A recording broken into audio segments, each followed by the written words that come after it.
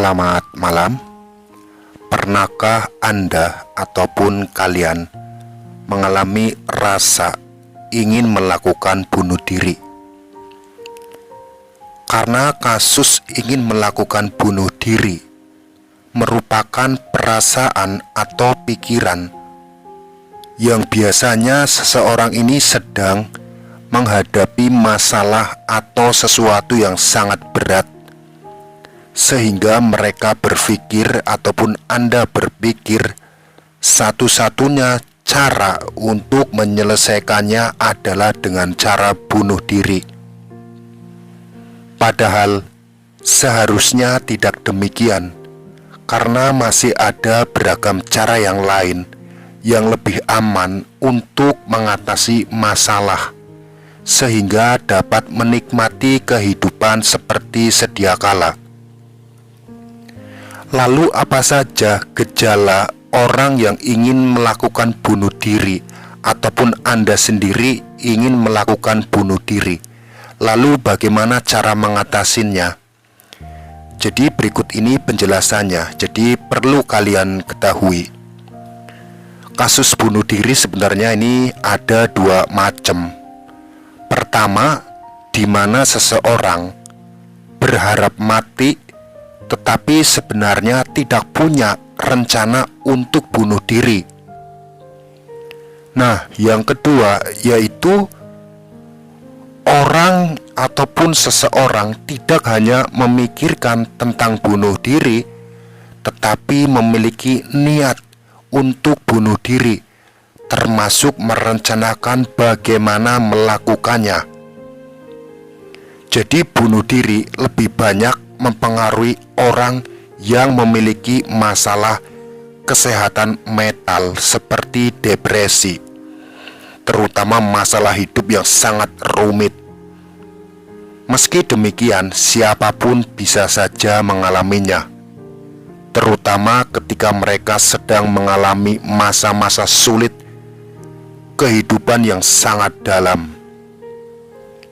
Tak hanya merasa ataupun memiliki pikiran untuk bunuh diri, ada banyak gejala lain yang menandakan seseorang untuk melakukan bunuh diri. Jadi gejalanya, orang yang akan melakukan bunuh diri ataupun Anda ingin melakukan bunuh diri, biasanya ini berbicara, satu itu berbicara tentang bunuh diri. Misalnya membuat pernyataan seperti aku akan bunuh diri seandainya aku mati atau seandainya aku tidak dilahirkan. Kedua itu mengungkap penyesalan dan kritik atau mengkritik diri sendiri yang sangat parah. Kemudian mendapatkan sarana untuk bunuh diri seperti membeli senjata api, membeli obat-obatan, atau membeli tambang untuk gantung diri, untuk kendat. Ini sudah cukup bahaya ini. Kemudian orang yang akan bunuh diri juga biasanya menarik diri dari kontak sosial dan lebih menyendiri. Biasanya akan mengurung diri, entah itu di dalam kamar ataupun di tempat yang sepi. Kemudian orang yang ingin bunuh diri ini memiliki suasana hati yang berubah-ubah. Kadang seperti menjadi sangat emosional pada suatu hari dan sangat kecewa pada hari berikutnya. Kemudian orang yang mau bunuh diri ini disibukkan dengan membicarakan hal-hal kematian, sekarat ataupun kekerasan.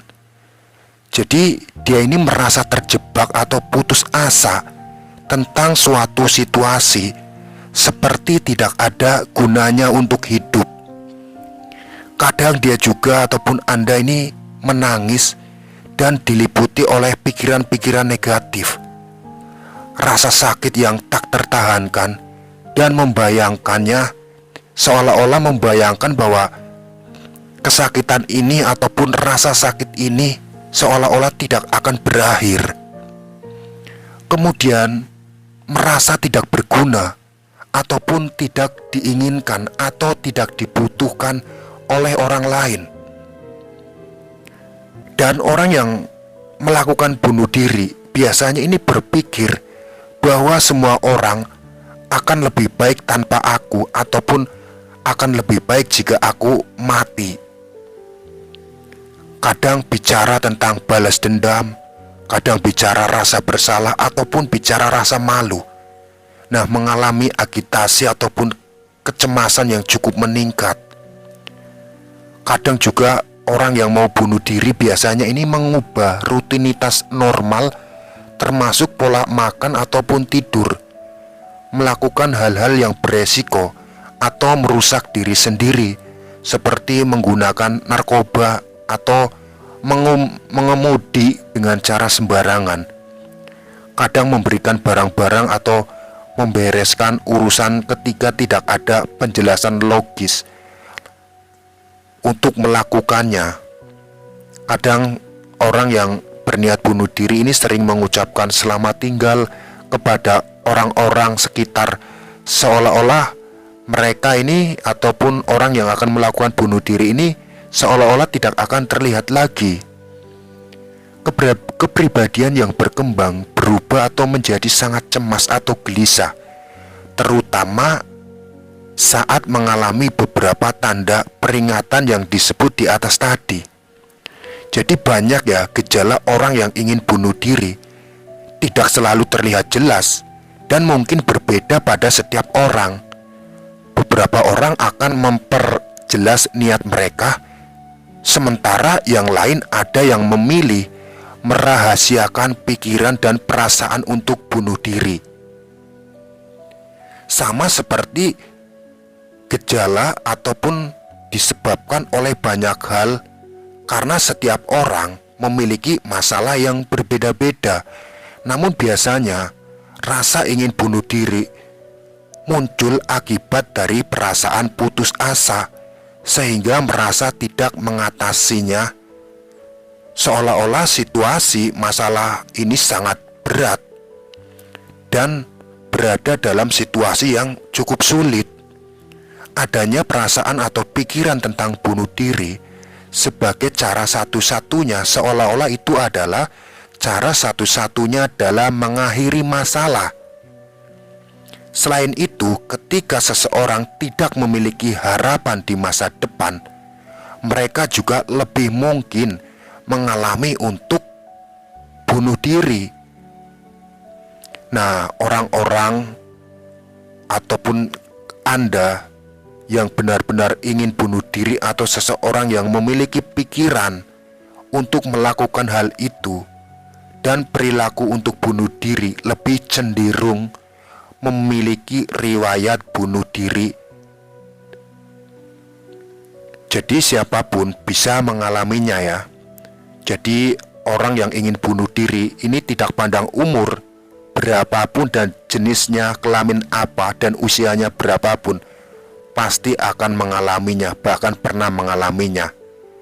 Namun percobaan bunuh diri lebih sering terjadi pada wanita.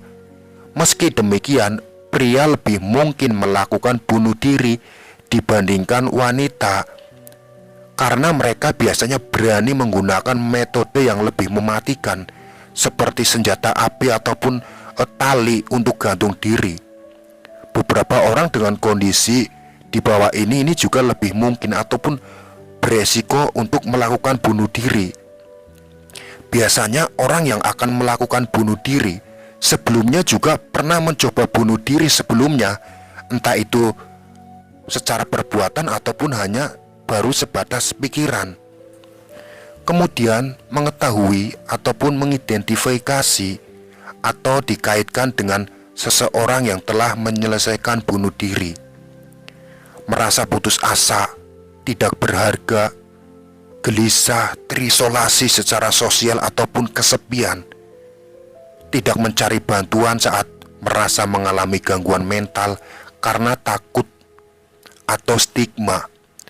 Biasanya stres karena diskriminasi ataupun prasangka, mengalami bullying ataupun trauma sering dibully, adanya paparan perilaku bunuh diri dari orang lain juga bisa berakibat seperti itu. Kemudian juga mengalami peristiwa kehidupan yang menegangkan seperti kehilangan orang yang dicintainya, kehilangan kekasih, kehilangan anggota keluarga, putus cinta, atau masalah keuangan dan hukum. Memiliki masalah penyalahgunaan zat seperti penyalahgunaan alkohol dan obat-obatan, sehingga memperburuk pikiran untuk bunuh diri dan membuat seseorang merasa sembrono atau cukup impulsif untuk bertindak berdasarkan pikirannya. Jadi memiliki pikiran untuk bunuh diri dan memiliki akses ke senjata api ataupun memiliki gangguan kejiwaan yang mendasar seperti depresi yang sangat berat, gangguan stres yang sangat berat, ataupun gangguan bipolar. Biasanya ini memiliki riwayat ataupun keluarga gangguan mental, entah itu penyalaan zat, bunuh diri, ataupun kekerasan, termasuk pelecehan fisik ataupun seksual. Memiliki kondisi medis yang dapat dikaitkan dengan depresi dan pemikiran untuk bunuh diri seperti penyakit kronis, nyeri kronis, atau penyakit kematian. Lesbian, gay, biseksual, atau transgender dengan keluarga yang tidak mendukung atau berada dalam lingkungan yang tidak bersahabat juga bisa beresiko untuk melakukan bunuh diri. Jadi apabila Anda semua mengalami salah satu gejala dan termasuk dalam orang yang beresiko untuk melakukan bunuh diri, segeralah cari bantuan untuk mengatasinya. Jadi yang terutama yaitu jangkau ataupun teman dekat atau orang yang dicintai. Meskipun mungkin sulit untuk membicarakan perasaan atau pikiran tentang hal bunuh diri, karena melibatkan orang yang dicintai dalam perawatan itu dapat membantu mereka lebih memahami apa yang penderita gangguan ini dialami, mempelajari tanda peringatan, dan meningkatkan dinamika keluarga. Kemudian hubungi pemuka agama, pemimpin spiritual, atau seseorang di komunitas agama, karena dukungan rohania mungkin dapat membantu. Kemudian juga hubungi hotline bunuh diri, bisa menghubungi kesehatan jiwa, Kementerian Kesehatan, agar kalian ini jangan bunuh diri. Kemudian juga bisa buatlah janji dengan dokter penyedia perawatan kesehatan lain ataupun ahli kesehatan mental. Mereka mungkin akan merekomendasikan untuk menjalani terapi.